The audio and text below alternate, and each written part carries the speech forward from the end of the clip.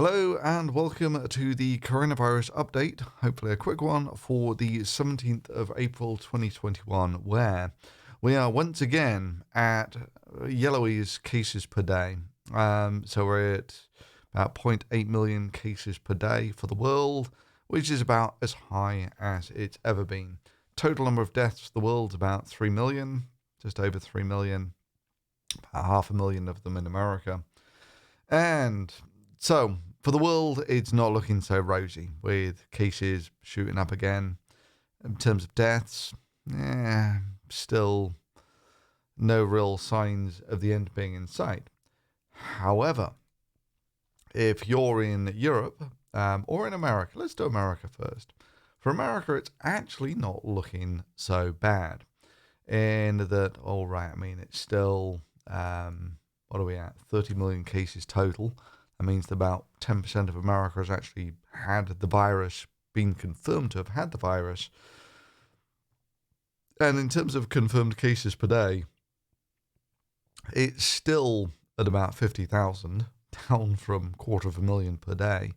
But in terms of deaths per day, it's dropped off a lot. It's now less than 1,000 per day, from a peak of about 4,000 per day.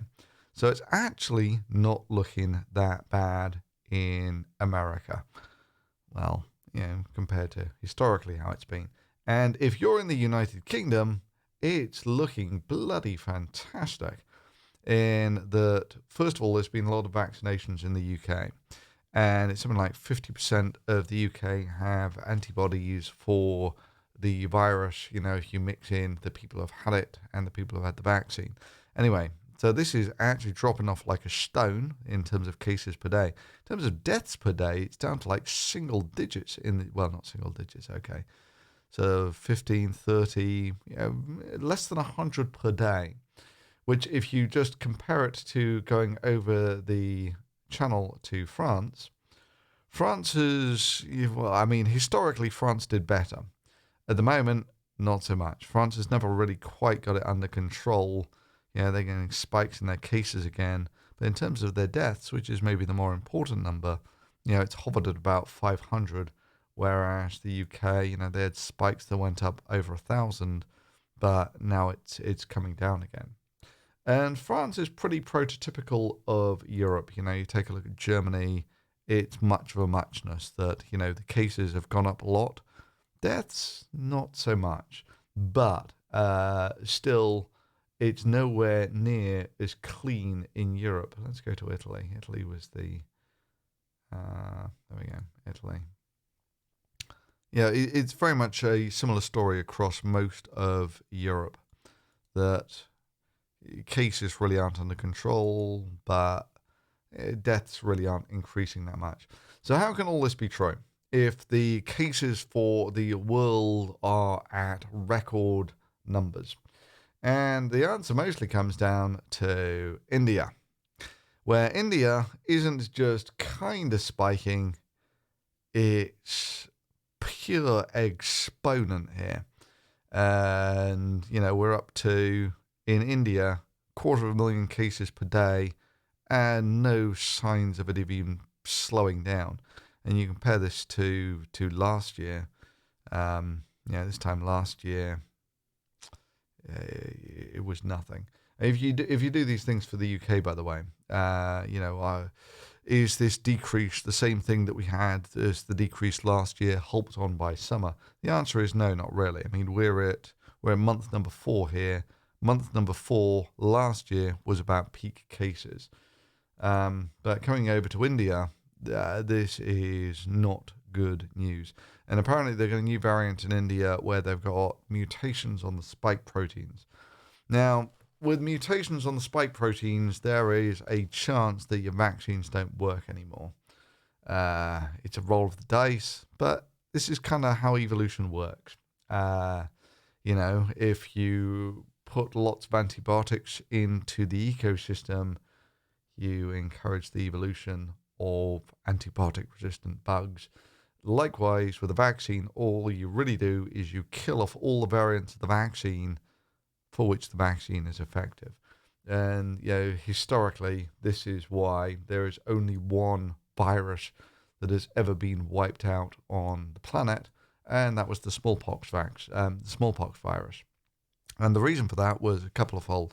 First of all, the vaccine was very effective, and secondly, it was vigorously pursued to the point where, even years, when there were years between a smallpox case being registered, when they found a smallpox case, they would sort of deploy huge teams there and vaccinate everyone in the local area. And with that huge worldwide effort, we managed to get rid of one virus. They're tenacious little buggers. They've been with us for 4.5 billion years. Historically, the way that you get rid of them is you don't. It's basically the people who aren't resilient to the viruses die, and so humans evolved to be resilient to the virus, and so it goes on.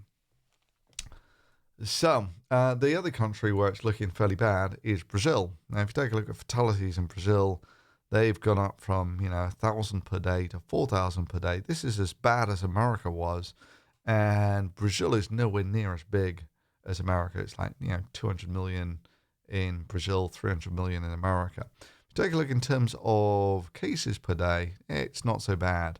Fatalities, and it's not looking so pretty. And so I was looking today at Japan. So Japan's population is about 150 million versus 300 million for America. It's just as a sort of benchmark comparison. And where the hell is Japan? Oh, Japan, there he is. Got him. Right. So with Japan, they've had a sort of fairly spiky on again, off again relationship with the coronavirus. And at the moment they're kind of spiking, but it's 4,000 cases per day. And when you take a look at deaths per day, they've only really ever creeped above 100 once. And if you take a look at their total fatalities, 10,000-ish. Whereas, it's on 150 million people. With America, it's, I forget what was it. It's 500,000, 500,000 off a population that's twice this size. So if you're doing a like-for-like comparison, the fatality rate in America for the population is like 20 times what it is for Japan. And so this for me, when we first got into the pandemic, was an interesting question: is would there be any real difference between places where there was socialized healthcare, like in Europe, and places where there isn't, like in America? And the answer was not really. The infection rates for all of these countries, the mortality per capita and that sort of thing, they're all fairly samey. Once you get into the Asian countries, it's much lower. And my read on this is, with the virus, healthcare doesn't really help you out that much.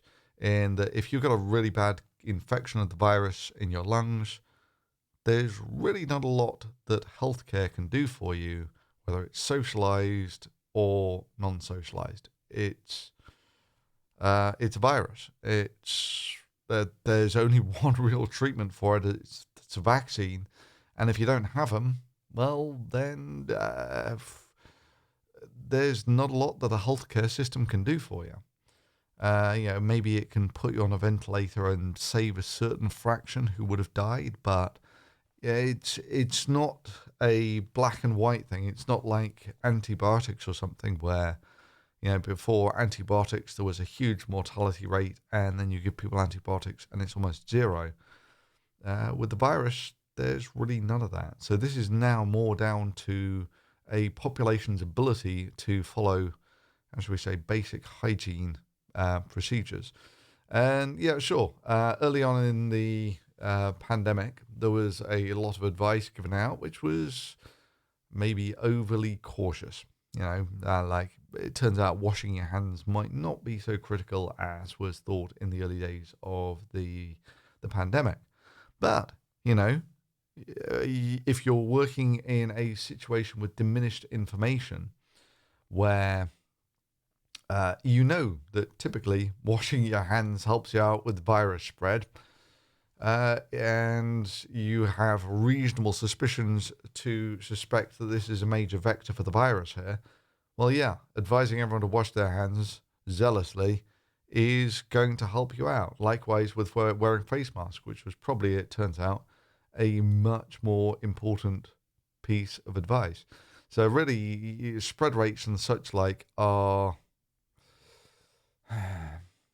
they're tokens, or they're more representative of people's ability not to spread the virus around than they are, I think, of how good your healthcare system is. Because, well, I mean, I don't know. You tell me. You tell me in the comments below why Europe and America have very similar numbers for virus spread, infections per capita, deaths per capita, all that sort of thing.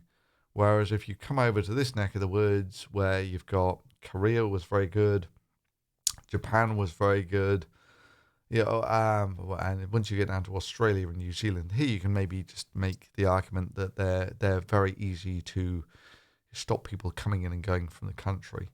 But I mean, Japan is a huge population density. Same with South Korea. So I don't know. What do you reckon? Anyway, I'm going to call it quits there for today.